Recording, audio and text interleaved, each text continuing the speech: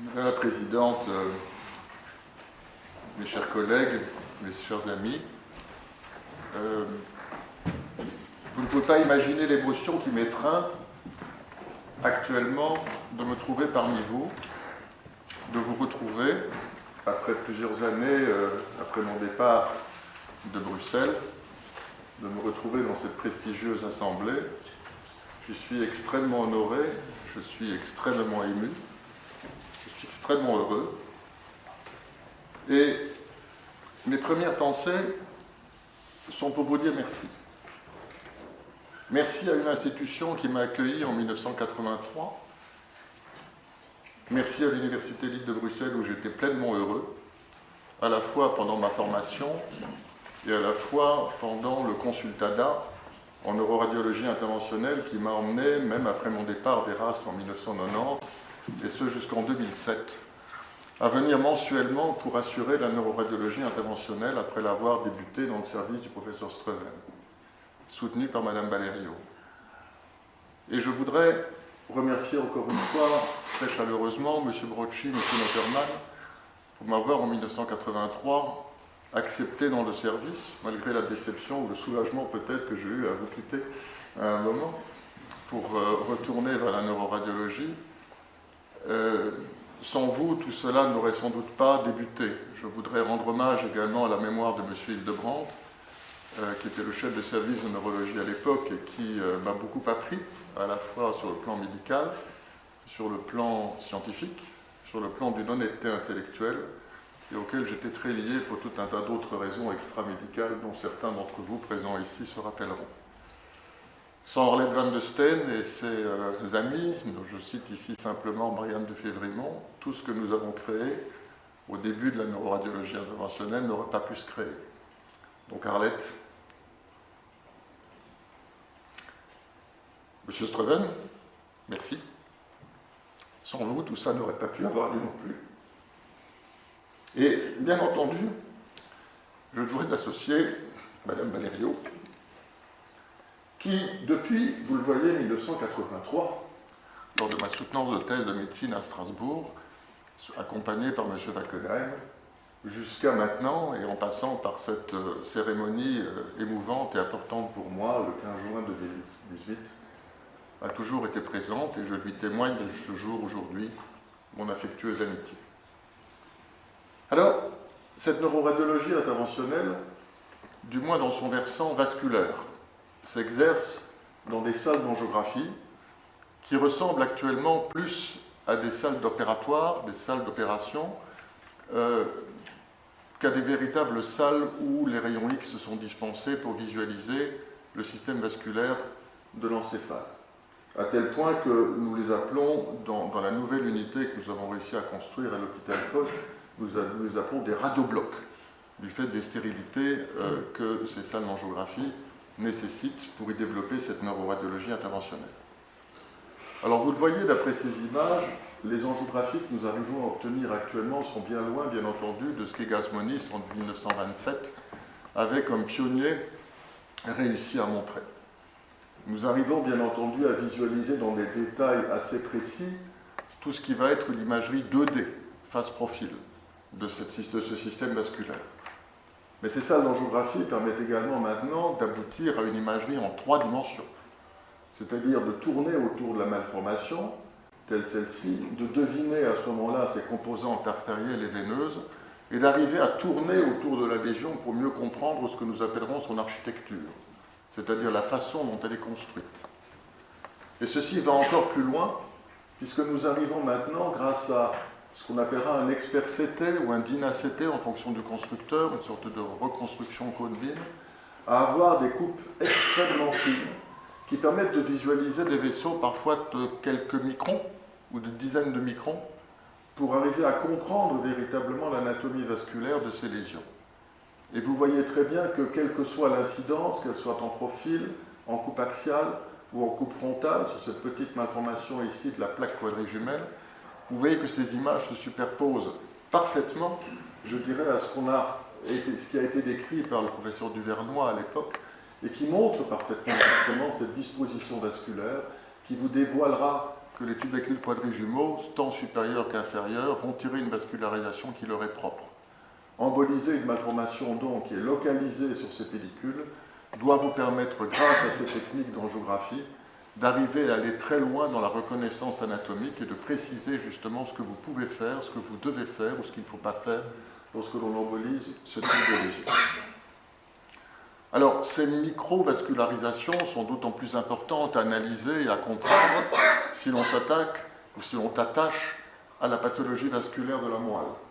Vous avez ici, en coupe axiale et en coupe sagittale, deux vues que le professeur Armin Traun de l'université d'Aix-la-Chapelle avait réussi à faire sur des coupes injectées sur cadavres et qui montraient non pas la macrovascularisation de la moelle que vous connaissez tous, qu'on nous a tous appris avec une artère spinale antérieure et deux artères spinales postérieures, mais qui nous permettait de comprendre aussi quelle était l'arborisation intrinsèque de la moelle pour savoir quelles étaient les branches de division secondaire, voire tertiaire de ces vascularisations.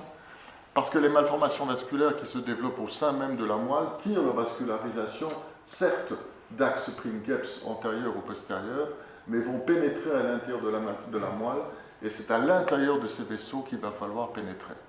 Et là aussi, cette image en cône beam ou de reconstruction, vous le voyez ici, tant en coupe axiale qu'en coupe profil également, vous permettent de reconstruire très précisément le même type de vascularisation sur des vaisseaux qui font 30-40 microns à peu près, et d'arriver à comprendre exactement quelle est la vascularisation normale et bien entendu la vascularisation pathologique à laquelle on devra avoir affaire ultérieurement si on s'attaque à ce type de lésion. J'en veux pour preuve deux cas que nous avions eus à l'hôpital Foch récemment. Voici un cas d'un jeune garçon de 19 ans qui présente une maladie de Randy-Osler, maladie génétique, et qui est caractérisée angiographiquement généralement par ce qu'on appelle ces macrofistules. Ces macrofistules sont des lésions à haut débit qui se caractérisent toujours par des ectasies veineuses volumineuses qui peuvent comprimer la moelle. Vous en avez un exemple ici, puisque cette moelle est complètement refoulée, tordue par l'effet de masse pulsatile créé par la malformation. Cette macrofistule, dans ce cas-là, était vascularisée exclusivement par l'axe spinal antérieur, qui est l'axe qui a le plus important sur la moelle, qui va prendre en charge notamment toute la motricité, toutes les zones motrices. Et vous aviez une composante de l'axe spinal antérieur issue de la vertébrale et une composante qui était venue de l'axe thoracique supérieur. Ces deux axes se rejoignaient au travers d'un trou qui communiquait à plein canal avec ces volumineuses ectasies veineuses. C'est grâce justement à cette anatomie et à l'expertité qu'on arrive à comprendre exactement comment la lésion est construite.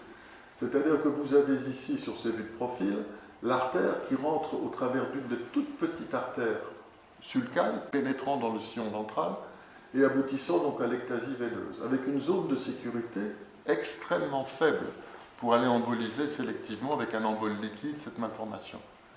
C'est cette angiographie très particulière qui nous a fait comprendre cette anatomie et qui nous a fait choisir à ce moment-là un autre embol, qui sont des coils, des spirales de platine déposées au sein même de la malformation et qui ont exclu la malformation pour respecter complètement la continuité de l'axe spinal antérieur et arriver ainsi à la guérison du patient.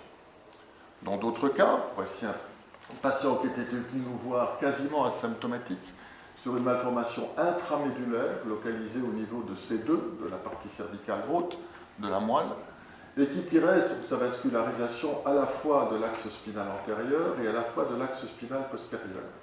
Vous voyez très nettement ici sur ces coupes axiales tout ce fouillis vasculaire qui occupe complètement l'hémimoelle du côté gauche, qui montre bien qu'il s'agit d'une lésion intramédulaire de par son étude vasculaire et anatomique.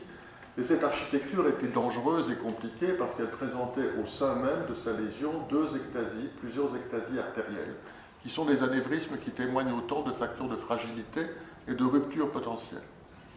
Et bien que cet homme n'ait aucun symptôme neurologique, à part de temps en temps une manifestation céphalalgique, nous avions décidé de le traiter parce que ces facteurs architecturaux de faiblesse laissaient envisager à plus ou moins court terme une rupture de la lésion avec éventuellement une hématomyélie au niveau C2, ce qui aurait eu une répercussion absolument catastrophique, bien entendu, sur l'état clinique du patient.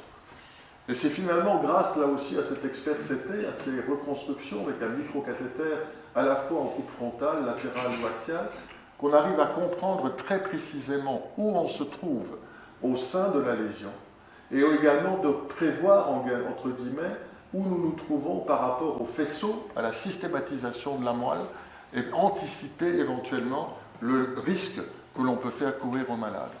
Grâce à cette super sélectivité apportée par la radiologie, apportée par les nouvelles techniques angiographiques, on a pu arriver à déconnecter très largement. Vous voyez que le noir des vaisseaux circulants est transformé en blanc de vaisseaux thrombosés, et à déconnecter très largement la trame architecturale sans aucun symptôme neurologique surajouté à ce patient, et en respectant les continuités des axes vasculaires normaux, avec un résidu de petite taille qui est simplement surveillé pour le moment.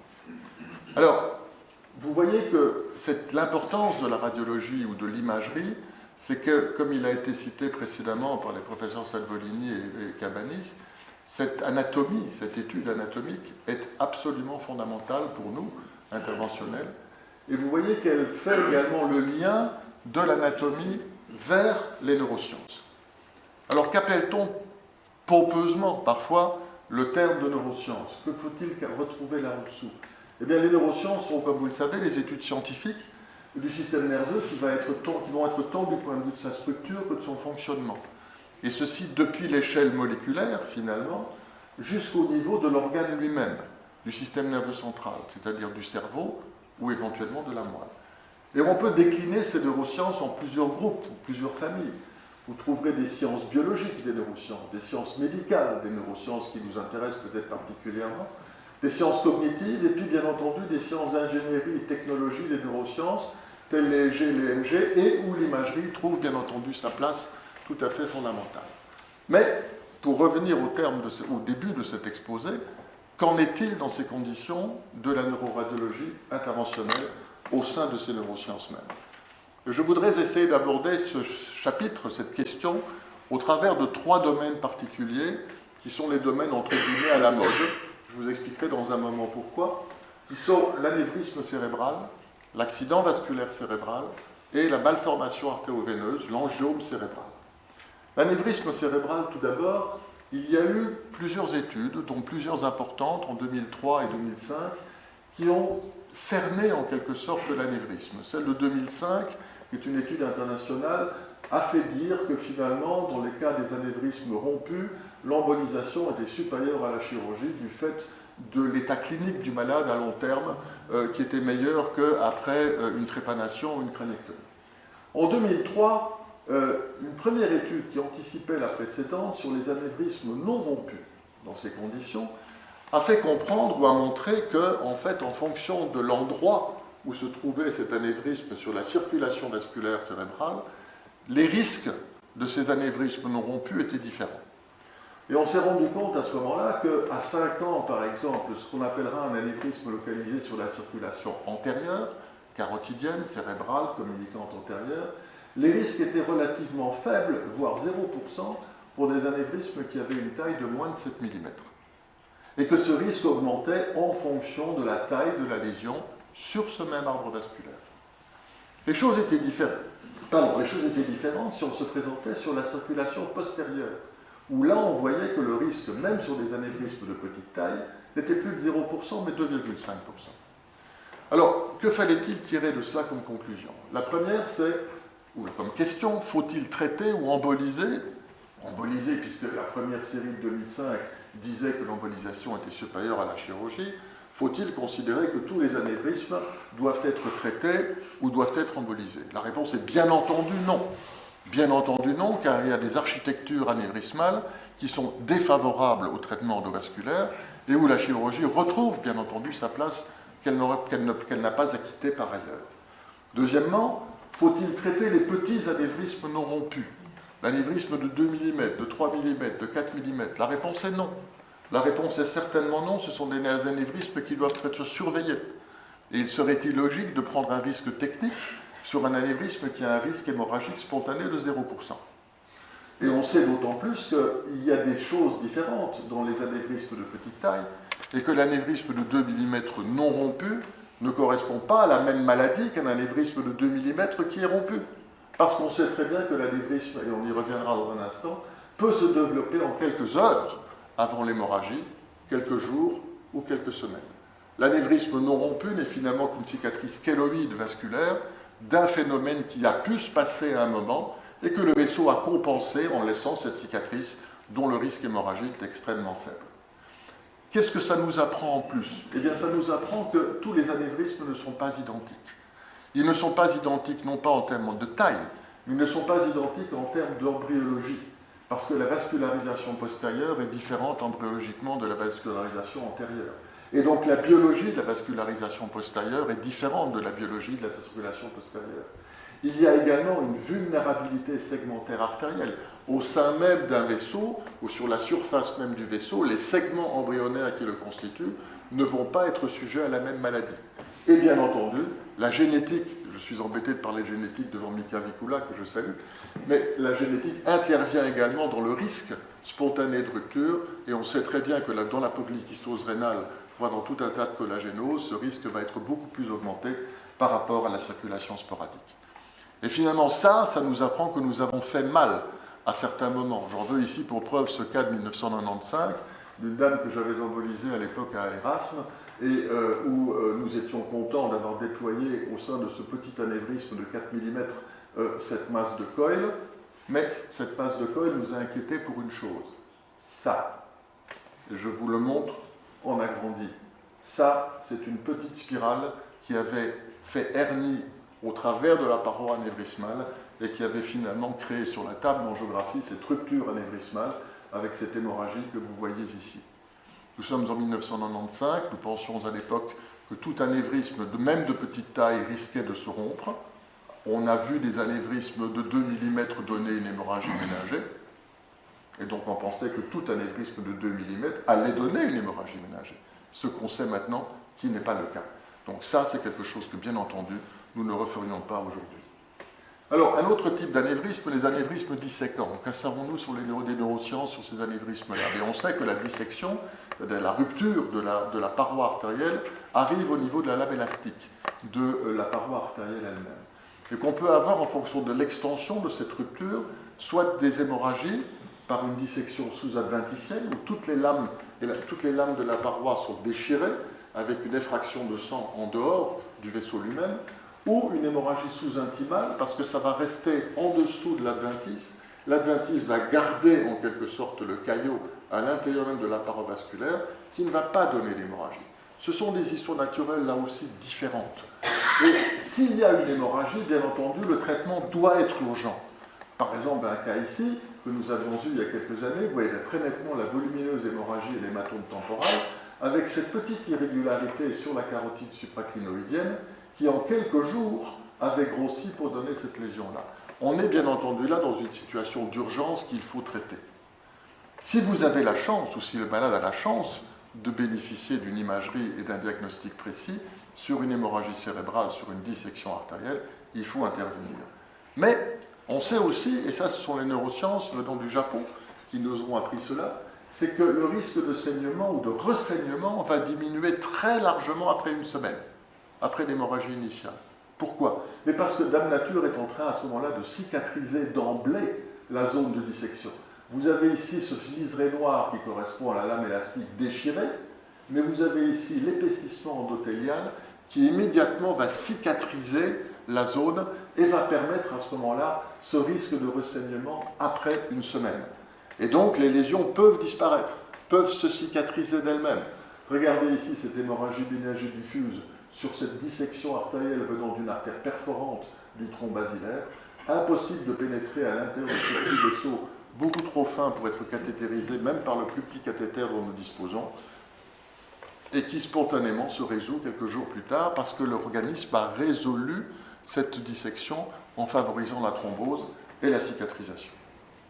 Et Jacques Borne, que je salue également, se rappellera ce cas que nous avions eu à Liège il y a plusieurs années, d'une dissection non pas hémorragique, mais ischémique, sous-intimale, avec cet aspect fusiforme sur ce vaisseau cérébelleux, qui avait donné cette image quelques jours ou quelques mois plus tard, qui avait évolué vers cette image où on s'était dit à ce moment-là quelque chose de grave va se passer, ça va éclater, ça va éclater.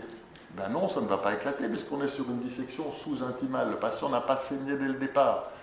L'adventice tient le coup. L'organisme va cicatriser les choses et c'est effectivement ce qui se passe petit à petit. Il y a une réparation vasculaire qui s'effectue, l'artère se thrombose, bien entendu, proximalement à cause du phénomène de dissection, et toute la distalité va être reprise en charge par les vaisseaux collatéraux chez un malade qui ne souffre à ce moment-là d'aucun autre symptôme surajouté. Donc la compréhension justement de ces histoires naturelles, du type de lésion avec intégré dans l'intérieur des neurosciences, nous amène à prendre les meilleures décisions possibles, ou du moins nous l'espérons. De la même façon, ces parois anévrismales sont sujettes à des véritables phénomènes biologiques, à des cascades biologiques, notamment lorsque l'on est face à des anévrismes que l'on appellera partiellement thrombosés. Cette thrombose partielle s'effectue par dissection régulière à l'intérieur même de la paroi. Et il y a simplement des zones circulantes qui sont éventuellement loin de la paroi elle-même.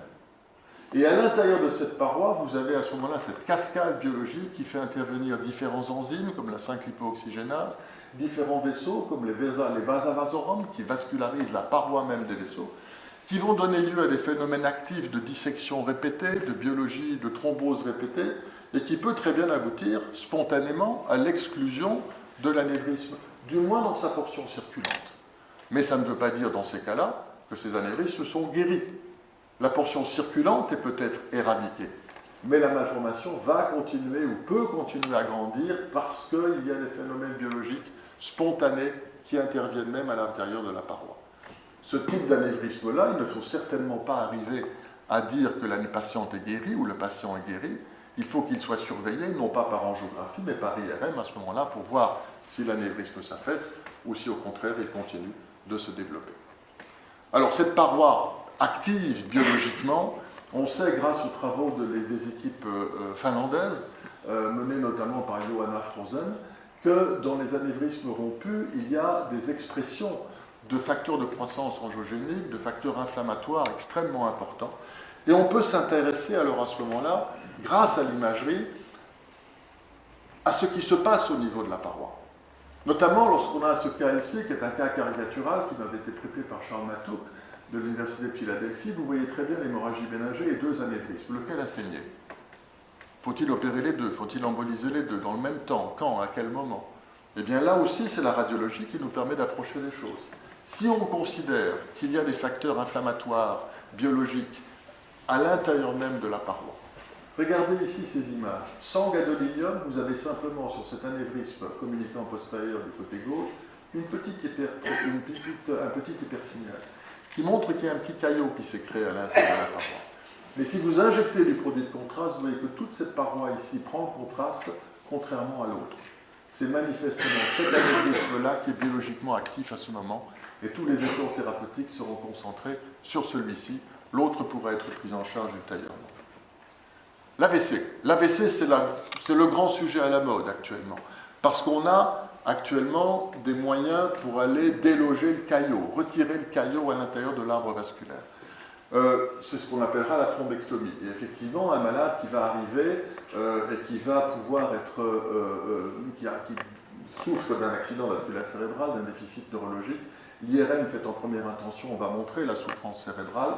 On verra très bien le caillot qui est moulé à l'intérieur de la distalité de l'arbre carotidien, et on arrivera, comme vous le voyez dans ce cas-ci, son IRM est à 10h50, on lui ponctionne sa fémorale à 11h30, à 11h42, vous obtenez ce type de résultat avec une réouverture de tout l'arbre vasculaire et un patient qui va s'améliorer. Mais les choses ne sont pas toujours aussi simples. Regardez ce cas ici. Ce patient présente un déficit également, là, vous voyez une hémiplégie droite sur une séquence IRM que vous voyez pathologique, sur une thrombose de carotide. La thrombose de carotide est bien entendu objectivée par le cathétérisme sélectif de la carotide elle-même. Il n'y a pas d'arborisation distincte. Bon, les choses se passent relativement facilement en termes de thrombectomie. On arrive à déloger, après avoir monté un microcathéter à l'intérieur même de l'arbre vasculaire, on retire le caillot et on favorise une arborisation retrouvée au niveau de la circulation hémisphérique. Alors ça paraît très bien, le geste technique, simple et de bonne qualité, mais le résultat clinique n'est pas bon. Le résultat clinique n'est pas bon parce que 24 heures plus tard, ce malade aggrave son déficit initial et saigne à l'intérieur même de la zone infarcie précédemment. Et cela, en fait, si on regarde un peu plus près l'ensemble de l'imagerie qui a eu lieu avant le geste endovasculaire, on devrait se rendre compte effectivement que même sur ces séquences flair, par rapport au sort de diffusion, il y avait déjà des petites anomalies qui existaient et qui montrent que le cerveau là a commencé à souffrir de façon beaucoup plus intime que ces séquences initiales le laissaient deviner. Et peut-être n'étions-nous pas là, dans ces conditions, dans les meilleures situations pour arriver à offrir un bénéfice aux malades. Neuroradiologue interventionnel technicien, oui, mais neuroradiologue interventionnel clinicien et neuroradiologue interventionnel diagnosticien dans ces conditions. Et là aussi, quelque chose qui nous avait frappé à l'époque, regardez deux femmes, à peu près le même âge, même type de déficit, le même type d'occlusion sur le segment proximal de la sylvienne. L'une va récupérer, l'autre ne récupérera pas, même si elles sont prises dans les mêmes temps, au bon moment, en ayant le bon timing après l'accident vasculaire cérébral. À quoi cela est-il dû? L'une présente un développement collatéral dépendant de la cérébrale antérieure et retrouvant la vascularisation hémisphérique jusqu'au contact même du caillot. L'autre n'a quasiment pas de collatéral développé dès le départ. Alors ces collatérales, en fait, on se rend compte lorsqu'on se tourne vers les neurosciences ou les gens qui travaillent dessus, eh bien qu'il y a d'abord des représentations schématiques de vascularisation de l'hémisphère. Nous savons qu'il y a une cérébrale antérieure, une cérébrale moyenne, une cérébrale postérieure, et que chacune d'entre elles va se répartir, en quelque sorte, la vascularisation cérébrale. Eh bien, si vous occluez un vaisseau, théoriquement, le vaisseau d'à côté prend immédiatement le relais pour essayer de compenser la vascularisation manquante. Et là, vous voyez sur ce schéma qui vient de cette étude publiée en 2003, que très rapidement, en 10 secondes à peu près, vous avez des modifications de frontières qui surgissent entre les différents territoires.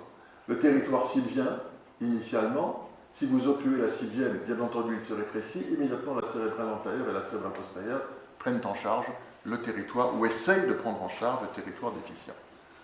Toutefois, il y a là des variabilités, des variations génétiques dans la distribution des arbres artériels.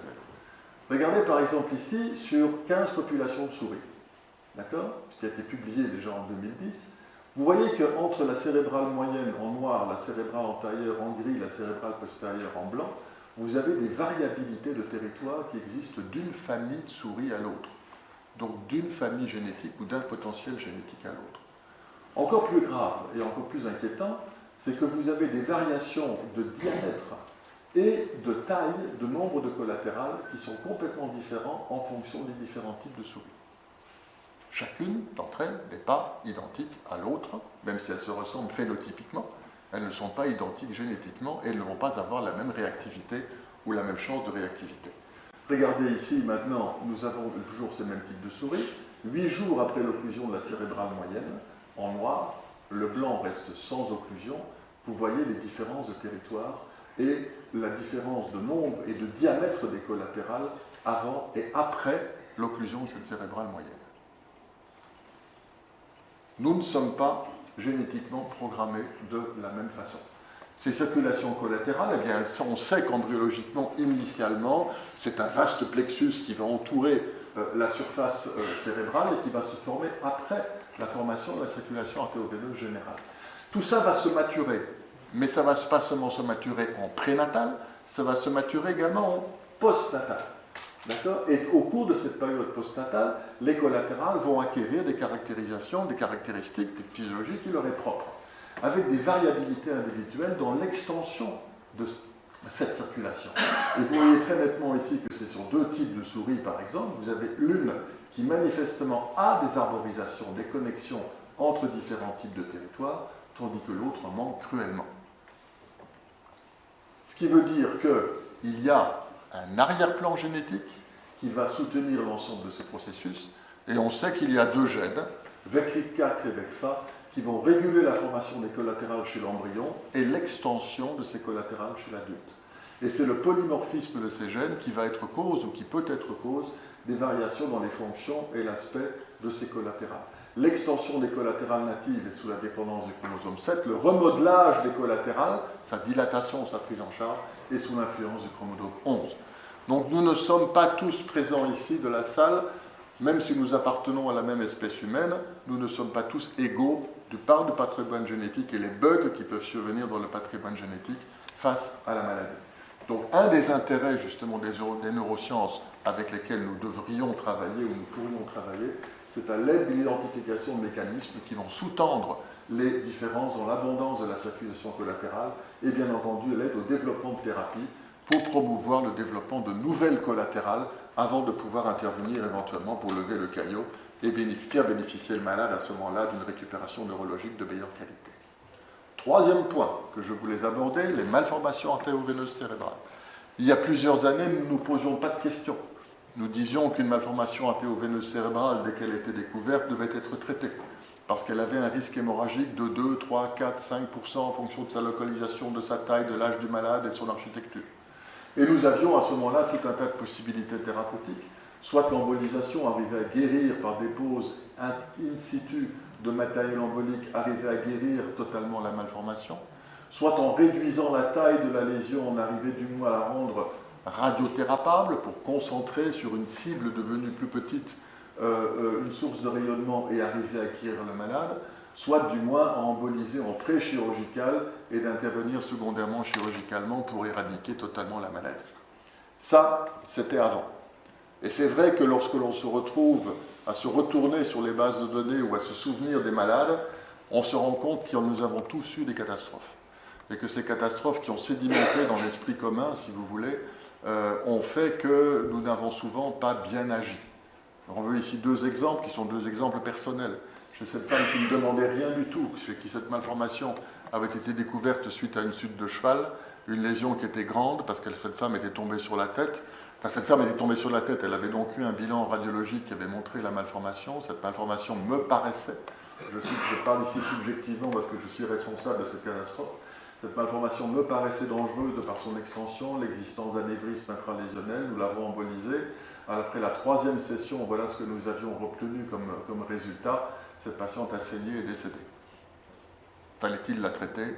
C'est une question que je me pose encore aujourd'hui. Cet homme ici, 39 ans, qui présentait une seule manifestation épileptique, est certes guéri par une embolisation, garde des séquelles neurologiques lourdes avec des troubles de la mémoire et des troubles neurocognitifs du fait de l'atteinte du gyrus fusiforme et des circuits de la mémoire que dont M. Cabanis vous parlait tout à l'heure. Alors le coup de tonnerre, effectivement, ça a été il y a quelques années, deux études qui sont sorties. Une étude Aruba internationale et une étude menée par un groupe écossais qui nous ont montré qu'en fait, le traitement que l'on pouvait proposer, quel qu'il soit, chirurgical, endovasculaire, radiothérapique, sur les malformations artério-veineuses cérébrales, ce traitement ou ces traitements étaient délétères par rapport à l'issue naturelle. Et que les gens allaient beaucoup mieux si on ne traitait pas ces malformations que si on les traitait, avec une morbimortalité qui était beaucoup plus importante. D'accord ? C'est ce que je vous ai résumé ici. Le traitement conservateur, comparé au traitement interventionnel, était suivi d'un résultat clinique bien meilleur sur à peu près 12 ans. 12 ans, ce n'est pas une vie, mais c'était quelque chose qui a fait arrêter, en tout cas, le traitement de plusieurs types de ces malformations non rompues. J'insiste que ceci n'intéressait que les malformations non rompues. Alors, bien entendu, la population neurologique s'est levée principalement en disant qu'il faut arrêter. On ne touche plus les malformations artério-veineuses non rompues, il faut les regarder, il faut les surveiller, il faut attendre que ça saigne, et à ce moment-là, on traite. C'est un petit peu hypocrite, finalement, comme façon de faire. Donc, à la question, faut-il arrêter de traiter toutes les mappes cérébrales non rompues? La réponse est bien entendu non, parce qu'il y a des situations cliniques qui vont requérir quand même ce type de traitement. 3 exemples. Cette femme ici qui présente des épilepsies handicapantes de type absence, malgré un traitement médicamenteux lourd, multimédicamenteux, a pu bénéficier, ce traitement, cette symptomatologie étant liée aussi au drainage veineux ectasique qui avait comprimé ces circuits importants temporaux internes, après des embolisations, la réduction de la malformation a levé complètement les crises d'épilepsie. Cette malformation a pu être éradiquée secondairement avec une application de radiothérapie multifaisceau et la guérison de la lésion. Le contexte clinique, même si les lésions ne sont pas rompues, doivent être prises en considération. De la même façon, des modifications de symptômes liées à des modifications architecturales doivent être prises en considération. Regardez ici ces ectasies veineuses à la face latérale du mésencéphale qui grossissent, qui vont finir par comprimer la région talamo-mésencéphalique ce patient ou cette patiente se paralyse progressivement, il serait extrêmement hypocrite de notre part de dire vous n'avez jamais saigné, on ne va pas vous toucher, surtout pas, on ne va pas toucher. Non, on va intervenir sélectivement dans certains cas choisis, délibérés, pour arriver à aboutir à des améliorations de symptômes, à des guérisons. Et je ne parle pas, bien entendu, de la population pédiatrique, notamment chez le nouveau-né et chez le nourrisson, où on sait très bien que ces malformations peuvent donner, parfois dans des délais extrêmement rapides. Darren Orbach de Boston m'a passé ce document il y a quelques temps pour en discuter. En premier jour de vie, cette malformation de la veine de Galien, révélée sur un mode hémodynamique d'insuffisance cardiaque, présente un cerveau normal. 8 jours plus tard, ce cerveau est détruit. En 8 jours, ce cerveau fond, ce cerveau détruit, l'enfant est fichu. Et l'enfant va mourir quoi que vous fassiez. Bien entendu, ces situations-là, qu'elles soient générales ou qu'elles soient beaucoup plus focales, doivent être prises en considération en fonction de l'âge du patient, de la physiologie du patient, de l'hémodynamique de la malformation, du type de malformation. Vous voyez qu'il y a une réintégration à ce moment-là de la technique à l'intérieur même de contextes beaucoup plus cliniques. Faut-il à ce moment-là porter un autre regard sur les malformations artéroveineuses cérébrales? La réponse est oui. L'intérêt d'Aruba, à mon sens, c'est que ça nous a donné un frein à des choses qui n'auraient jamais dû se passer, ou des traitements qui peut-être avaient été mal faits, mal décidés, et qui n'auraient pas eu lieu d'être. Et ça, il faut rendre hommage à 2 groupes. Le groupe de Zurich, mené par Anton Valavanis, le groupe de l'Université de Murcia, par Luis Puelles, qui nous ont appris ou qui nous ont rappelé plusieurs choses. D'abord, que le cerveau est un organe archéologique. On a beau regarder un cerveau, on sait très bien quels sont les différents lobes, les différents hémisphères, le cervelet, mais en fait, ça c'est quelque chose que nous voyons après des millions d'années d'évolution. Le cerveau, en fait, est constitué de strates archéologiques, avec un archipallium, un paléopallium, un néopallium. Le cervelet, par exemple, vous avez un archipallium qui est la région floculo-nodulaire, vous avez un paléopallium qui est le vermis, c'est la région paravermienne, et un néopallium qui est en fait la partie latérale de l'hémisphère, qui ont des fonctions différentes. Effectivement, vous le voyez comme un hémisphère cérébelleux ou comme un cervelet, mais il y a des strates différentes à cet endroit-là. Le néopallium lui-même est constitué de différentes unités histogénétiques. Et ça, il faut le savoir parce que vous avez initialement l'insula qui, au fil du développement, va donner une arborisation qui va donner lieu à ces 16 unités histogénétiques cérébrales. Ces 16 unités histogénétiques cérébrales qu'on peut séparer par un sillon entre le sillon médian de l'insula tendu vers le sillon de Rolando en unités épistriatales ou épi-hippocampiques. Qu'est-ce que ça a comme intérêt? Eh bien, c'est qu'en fonction de la localisation, la biologie de la malformation ne va pas être la même d'une zone à l'autre. Vous avez non seulement des problèmes de neurotransmetteurs, vous avez de l'acétylcholine dans un endroit, du GABA ou du glutamate dans un autre endroit. Le vaisseau ne peut pas réagir dans l'interaction qu'il va avoir avec le parenchyme de la même façon. Regardez ici ces 3 malformations artéroveineuses, 3 patients différents. Qu'est-ce qui vous frappe? Elles sont toutes exactement localisées au même endroit chez 3 patients différents. Et pourquoi? Parce qu'elles sont localisées à l'intérieur même d'une unité histogénétique définie, l'unité 10. Et donc, ces lésions triangulaires, s'étendant parfois jusqu'au niveau de la région du ventricule, sont biologiquement différentes de l'unité 9 ou de l'unité 11. Elles ne vont pas réagir ou interagir de la même façon. Et ça, c'est ce que Puelles nous a bien fait comprendre, c'est qu'au niveau encéphalique, chaque division ou chaque subdivision du télencéphale est caractérisée par une combinaison unique, particulière, génétique, de gènes de développement régulationnel qui présentent une typologie constante et qui vont donner lieu à un certain groupe de cellules tout à fait particulières, avec donc des interactions biologiques d'une région à l'autre, d'une circonvolution à l'autre et d'un sillon à l'autre, ce qui introduit également ce concept d'hôte qui avait été mis en la lumière par Pierre Lajonias et Alex Berenstein au début des années 80, et qui disait que finalement 2 lésions extrêmement identiques, localisées exactement au même endroit, mais chez 2 malades différents, peuvent avoir des répercussions cliniques totalement différentes. Et comme chacun d'entre nous est différent, c'est notre patrimoine génétique qui va intervenir là aussi dans l'histoire. Et si chaque hôte est unique, chaque malformation serait unique. Et donc on ne peut difficilement décider d'une prise en charge thérapeutique simples, identiques, sur des maladies génériques, sur des bases génériques. Et si on prend tout ça en considération, eh bien on se rend compte effectivement qu'on a fait fausse route durant des années. Et ces malformations artério-veineuses cérébrales sont finalement encore un trou noir.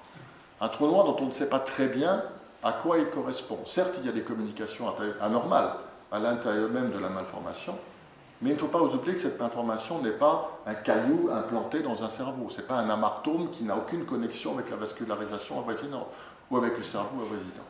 Et ça, on le sait maintenant aussi, parce que les neurosciences nous ont appris qu'en fait, il y avait une zone périlésionnelle entre le cerveau lui-même et le nidus de la malformation, fait de ce vaisseau péricapillaire dilaté, dont on ne sait pas très bien à quoi il s'agit, de ce dont il s'agit.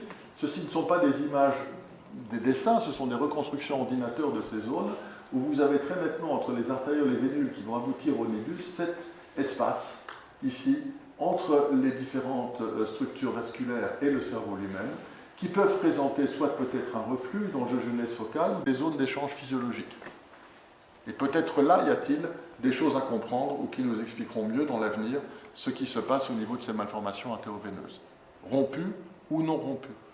Qu'est-ce qui fait qu'une malformation artério-veineuse peut se rompre?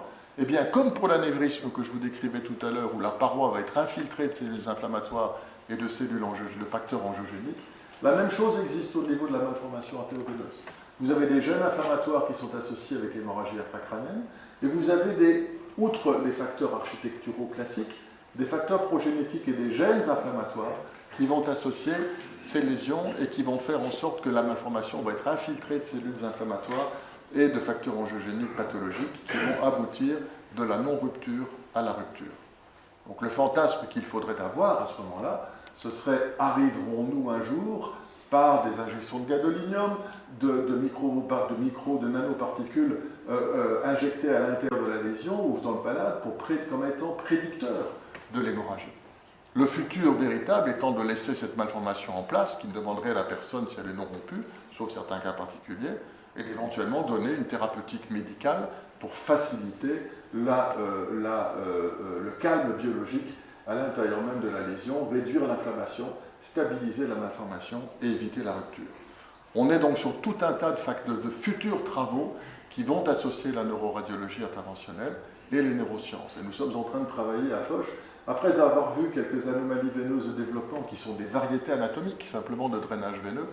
Nous avons été frappés il y a quelques années parce que certaines d'entre elles étaient associées par une sorte d'hyperémie capillaire, et que cette hyperémie capillaire était associée à des phénomènes cliniques, de déficit clinique ou d'hémorragie, alors que nous sommes généralement toujours face à des lésions ou des images qui ne doivent pas donner lieu à des symptômes. Partant de cela, nous avons retrouvé plusieurs malades récemment qui ont des telles anomalies veineuses de développement, d'accord, très particulières, très étendues, et qui sont entourées d'une angiogénèse floride qui va s'aggraver au fil du temps. Regardez à quoi ressemblait par exemple son cervelet en 2010, voilà en 2017, avec l'aggravation clinique du malade. Donc nous sommes en train de mener une étude là-dessus, nous allons nous promener avec des cathéters à l'intérieur même du secteur artériel et du secteur veineux pour doser les différents facteurs de croissance angiogénique et essayer de comprendre justement si on peut peut-être aboutir à un traitement qui stabiliserait ces facteurs d'angiogénèse pour arriver à améliorer ces patients.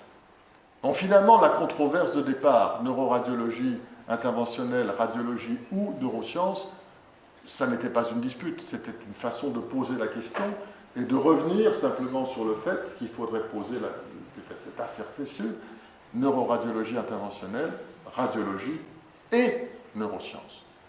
Parce qu'en conclusion, on se rend compte que la neuroradiologie interventionnelle est ancrée dans la radiologie. Vous avez vu tout le développement technique et technologique dont nous avons besoin, mais elle va être tournée vers les neurosciences. Et regardons les neurosciences en face, elle va lui parler son langage en empruntant un alphabet radiologique. Elle se situe donc à la croisée des chemins entre les disciplines. Et nous avons choisi à Foch notamment d'être à la fois dans un pôle d'imagerie et dans un pôle de neurosciences, dans un but d'enrichissement mutuel de ces deux disciplines elles-mêmes. Il serait donc extrêmement réducteur, extrêmement dangereux aux manichéens de considérer la neuroradiologie interventionnelle comme une technique et non comme une spécialité à part entière avec toutes les responsabilités qui lui incombent, qu'elle soit diagnostique, clinique, thérapeutique, thérapeutique de prise en charge de succès, dont il ne faut jamais se gausser, car comme le disait Tony Grides dans les procédures héroïques, le héros n'est jamais le médecin, mais toujours le malade. Et toutes les complications qu'il faut assurer également lorsqu'elles surviennent, heureusement rarement. Les responsabilités de suivi, de consultation pré- et post-chirurgicale, et tous les besoins, notamment en termes de lit d'hospitalisation. Les salles d'angiographie deviennent des salles d'opération, des véritables blocs opératoires, et la spécialité ne dépend pas donc de l'endroit où se trouve la salle d'angiographie. Qui doit pratiquer cette neuroradiologie interventionnelle? Nous avions travaillé, lorsque j'étais dans les bureaux de la WFITN, sur ces recommandations. Si le neuroradiologue doit pratiquer ou veut pratiquer la neuroradiologie interventionnelle, bien entendu, il doit avoir des compétences cliniques et une formation adéquate. Le neurochirurgien et le neurologue est bien envenu pour pratiquer cette spécialité. Il va nous apporter un œil nouveau de connaissances sur la spécialité elle-même, mais il doit avoir alors des compétences neuroradiologiques diagnostiques et une formation complète et une activité dédiée. Quel est l'avenir de la neuroradiologie interventionnelle? Cette neuroradiologie en tant que spécialité est sèche, morte, si elle se consacre uniquement sur un aspect technique ou sur une étude ou des descriptions de matériel d'embolisation. Le neuroradiologue n'est à ce moment-là plus un médecin, mais un technicien. Et le scandale en France, notamment, ou qui s'étend en Europe sur les implant files, montre le danger qu'il peut y avoir à cela. Les emboles ne sont que des modes. Et vous voyez ici, par exemple, pour la prise en charge endovasculaire des anévrismes, toutes les différentes modes, les collections printemps-été, automne-hiver, qu'il y a eu au fil des années. Et nous sommes passés de ballons intra-anévrismaux au coil avec du remodelage de ballons, à de l'onyx, qui est un embol liquide associé à du remodelage de ballons, à des coils Custom, à des flots diverters, à des webs. Ça change tout le temps. Et si je cite le mot cruel de Jean Cocteau, la mode, c'est ce qui se démode. Et ce corollaire va se retrouver actuellement encore dans des papiers scientifiques. La technologie endovasculaire évolue si rapidement qu'au moment où les data, les résultats sont publiés, les matériels d'embolisation sont déjà dépassés. Et la seconde génération est déjà en utilisation. Au mot cruel de Jean Cocteau, la mode, c'est ce qui se démode, son amie Mademoiselle Chanel répondait « La mode se démode, mais le style, jamais ». Alors, quel est le style de la neuroradiologie interventionnelle? Eh bien, c'est progresser vers la visualisation de l'infiniment petit en radiologie. Aller encore plus loin dans la visualisation des micro-vaisseaux. Imager les relations vaisseau-environnement, le dialogue perpétuel qui existe entre la cellule endothéliale et l'environnement. Continuer à avancer parallèlement aux neurosciences et s'en inspirer pour comprendre les pathologies, faire évoluer les traitements. De mécanique vulgaire que nous faisons actuellement en occluant le vaisseau vers des choses beaucoup plus biologiques et médicamenteuses avec peut-être des délivrances endovasculaires au sein même de la lésion, tout en restant proche de la technique, en maîtrisant les nouvelles techniques radiologiques et en maîtrisant les techniques d'approche. Et surtout, continuer à être à l'affût, continuer à être conscient de ces évolutions et s'étonner de celles-ci pour suivre les progrès d'imagerie radiologique et les neurosciences. Et cet étonnement et cette conscience ont déjà été mis en avant il y a de nombreuses années par Rabelais dans Pantagruel. Science sans conscience n'est que ruine de l'âme. Ce à quoi répondait de façon brillantissime le professeur Agide lors de sa séance de rentrée de l'Institut de France très récemment pour l'Académie des sciences. Science sans étonnement n'est que ruine de la science. Évitons de ruiner, évitons de nous assécher et progressons ensemble à la fois sur la radiologie et la connaissance neuroscientifique. Je vous remercie.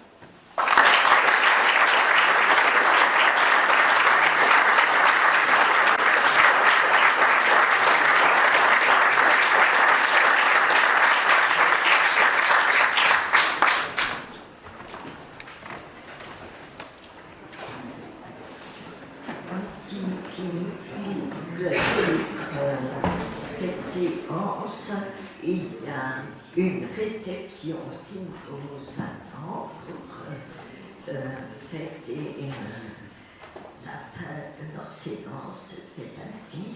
Je remercie Georges pour cette présentation tout à fait brillante et je n'en bien entendu pas quelques questions cruantes ou commentaires de la part de cette audience. Oui.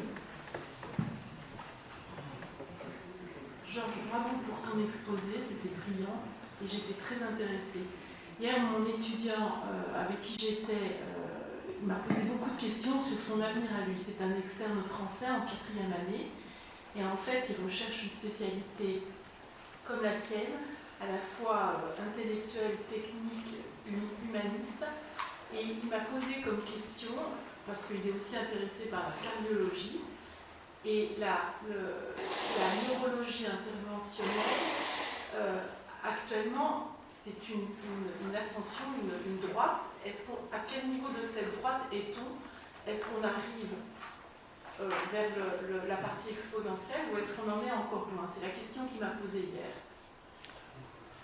Comme j'essayais de le dire à la fin de l'exposé, les orientations qui sont prises actuellement montrent qu'on va se diriger de plus en plus, à la fois vers une maîtrise technique, sur des raffinements techniques de plus en plus importants, mais également, je suis persuadé que dans les 15-20 ans à venir, la spécialité telle qu'on la vit actuellement aura totalement changé. C'est-à-dire, il y a des malformations que l'on prenait en charge à l'époque, et qui sont actuellement traitées médicalement. J'en veux pour preuve, Laurence Beaune, que je salue aussi, sait très bien, les hémangiomes capillaires de l'enfant, dans certaines localisations à l'époque, il fallait les emboliser. Arlette s'en souvient, nous en avons fait ensemble, parce qu'il fallait préserver la vision, préserver la phonation, préserver... Actuellement, avec un traitement médical par propranolol, ces lésions disparaissent. Les malformations veineuses, on les embolisait par sclérose pour ponction directe et injection à la fois d'alcool à l'époque, de biomycine maintenant. On sait aussi dans certains cas, grâce au groupe de l'UCL, que la rapamycine va pouvoir aider. Donc on est sur des renouvellements, un changement d'optique de ces choses-là.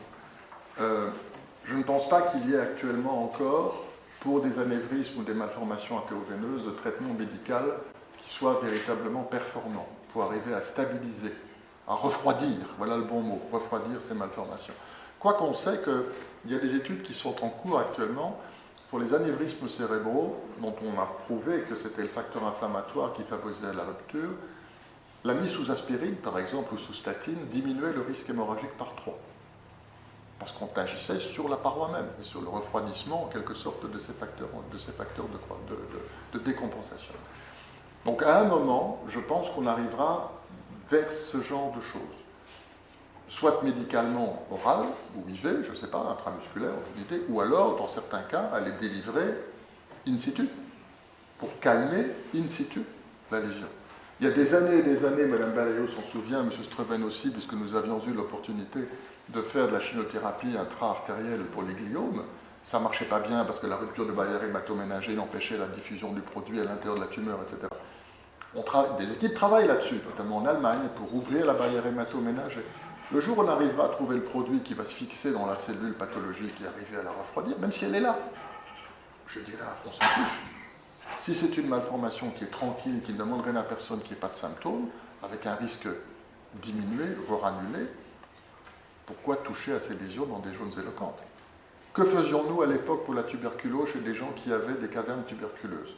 On opérait les gens, on faisait des pneumectomies totales ou partielles, et les gens partaient au sanatorium. Qu'est-ce qu'on fait maintenant? On donne des antibiotiques. Le jour où on aura l'antibiotique qui agira sur la cellule endothéliale pathologique et qui aura travaillé sur la malformation, la spécialité ne deviendra pas apoptotique elle-même, mais elle changera d'optique. Donc tu aurais 22 ans aujourd'hui, tu foncerais dans cette spécialité à fond? Je me lancerai encore dans cette spécialité du fait des bonheurs qu'elle me donne, oui. Je pense que M. Brocchi a une question. Oui, d'abord, Georges, je voudrais te féliciter pour ce que j'appellerais ta brillantissime lecture. Tu as une approche toute particulière, peut-être due au fait que tu as quand même fait 3 années de neurochirurgie. Vous avez quitté pour mieux vous en faire profiter après. Je dirais pour l'audience ici présente que tu es dans le monde un des rares neuroradiologues qui a vu un anévrisme sous microscope opératoire et pas seulement sous des échelles géographiques. Ce qui probablement t'amène aussi à avoir une approche un peu différente, critique, qui est également celle de Daniel Valerio, qui venait régulièrement voir les anévrismes en salle d'opération. Donc, c'est la même chose. Mais moi, j'ai une question. Ma question est précise. Nous avons navigué dans les malformations artério-veineuses avec toi, de plus en plus complexes, mais tu n'as pas parlé de l'éventuelle, je dis bien l'éventuelle, approche thérapeutique ou bénéfice thérapeutique complémentaire, je dirais, de la radiochirurgie stéréotaxique pour les malformations difficiles à emboliser ou embolisables partiellement seulement. Qu'en penses-tu? Je vous ai montré un cas d'une patiente quand j'ai parlé dans la première diapositive sur les malformations artério-veineuses, à quel point l'embolisation pouvait, sur des lésions qui étaient de grande taille, les réduire, leur faciliter l'architecture pour arriver à proposer un traitement de radiothérapie multifaisceau de meilleure qualité et à moindre risque. C'est évident. Là aussi, ce sont des traitements qui ne sont pas dénués de risque, vous le savez aussi, il y a 3-4% de complications, de radionécrose qui peuvent survenir en fonction des doses, etc., qui sont délivrées, et de la zone cérébrale aussi, ce qui montre bien que ces unités histogénétiques, ou du moins ces localisations entre le néopallium, l'archipallium, le palliopallium, ce sont des réponses biologiques qui vont être différentes. Donc oui, l'interaction existe avec la neuroradiologie interventionnelle et la radiothérapie multifaisceau. Ça doit être actuellement, vu ces études aruba et écossaises, extrêmement mises en balance. Ce n'est pas parce qu'il ne faut pas se réfugier vers une facilité technique. C'est-à-dire ne pas dire c'est pas accessible facilement à l'embolisation ou à la chirurgie, donc on va automatiquement faire une radiothérapie. Je pense que tout doit être, comme nous le faisions à l'époque dans votre bureau, pendant les 16 ans ou 17 ans de consultanat que nous avons eu avec Mme Valerio et vous-même, à chaque cas doit être discuté. Le concept de l'hôte, qu'empiriquement Pierre et Alex avaient développé sans savoir véritablement ce qui pouvait se passer, maintenant les analyses biologiques nous montrent beaucoup plus que ce concept d'hôte a un substrat qui est génétique, biologique, etc. Et qu'il faudra, à mon avis, toujours garder en considération lorsque l'on veut traiter un malade. C'est ce que les anglo-saxons appelleront plutôt le tailored decision, c'est-à-dire la décision adaptée au patient et non pas une décision générique. Merci, monsieur. Georges, j'ai une mauvaise nouvelle, pas de médaille et pas de diplôme, parce que vous n'êtes pas encore membre de notre compagnie, mais qui sait, on propose souvent comme membres ceux qui sont venus présenter un travail à notre tribu. Donc vous êtes sur la bonne voie, mais vous avez de la lecture. Merci beaucoup. Voilà, encore merci. Mais comme je vous le disais, ne m'en veuillez pas si je dis ça. Peu importe la médaille. Pour moi, la plus grande récompense, c'est vous.